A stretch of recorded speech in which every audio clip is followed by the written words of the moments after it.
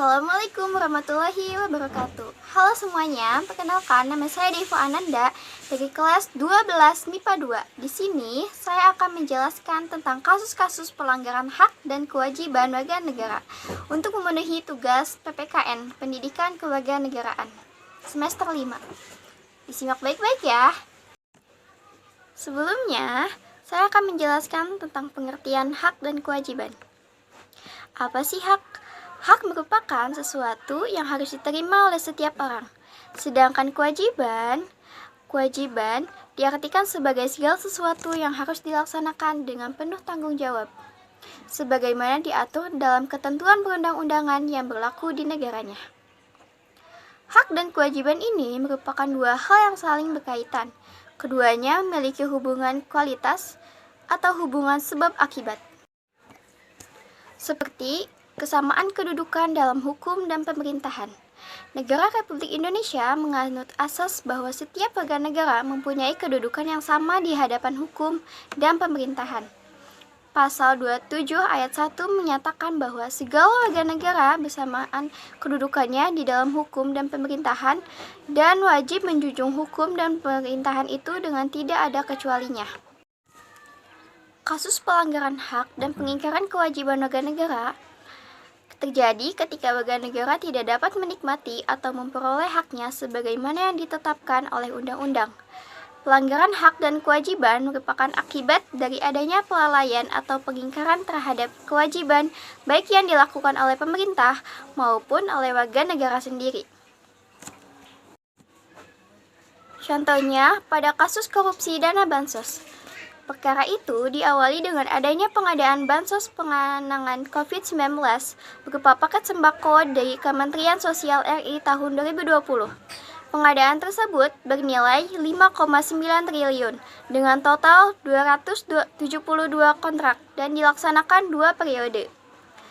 Juliari menunjuk Medes, Joko Santoso, dan Adi Wahyono sebagai penjabat pembuat komite PPK dalam pelaksanaan proyek tersebut dengan acara pertunjukan langsung pada rekanan. Dari upaya itu, diduga disepakati adanya free dari tiap-tiap paket.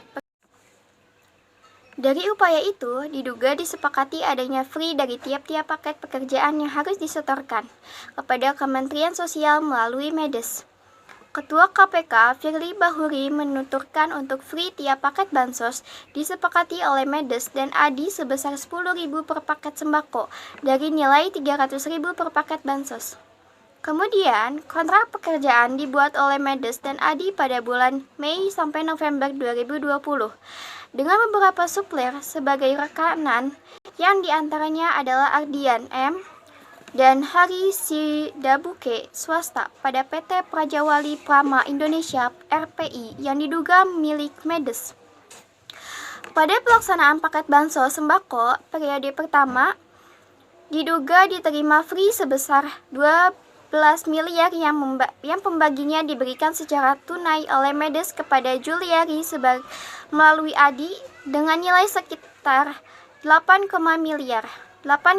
miliar. Pemberian uang tersebut selanjutnya dikelola oleh Eko dan SN Selivian selaku orang kepercayaan JPB Juliari. Sedangkan periode kedua, pelaksanaan paket bansos sembako, Firly berujar bahwa perkumpulan uang free dari bulan Oktober sampai Desember 2020 sejumlah sekitar 8,8 miliar yang diduga akan dipergunakan untuk keperluan Juliari. Juliari disangka melanggar pasal 12 pada 12B atau pasal 11 Undang-Undang Nomor 31 Tahun 1999 sebagaimana telah diubah dengan Undang-Undang Nomor 20 Tahun 2001 tentang Pemberantas Tindak Pidana Korupsi Pasal 55 ayat 1 ke 1 KUHP. Nah, dari contoh kasus tersebut, tindak korupsi adalah contoh pengingkaran kewajiban sebagai warga negara dalam pembelaan negara, menghormati hak asasi manusia, dan ikut serta mencapai tujuan pembangunan nasional. Tindak korupsi adalah bentuk tidak jujur yang merugikan masyarakat. banyak dalam pencapaian kesejahteraan dan hak-haknya. Mengapa terjadi pengingkaran hak dan kewajiban warga negara?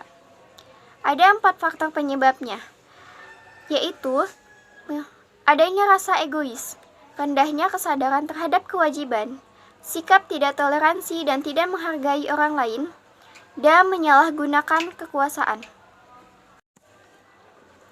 Upaya menangani korupsi bansos, yaitu pemerintah perlu memperbaiki perencanaan sehingga lebih terukur, baik di manajemen penyaluran dan pertanggungjawabannya.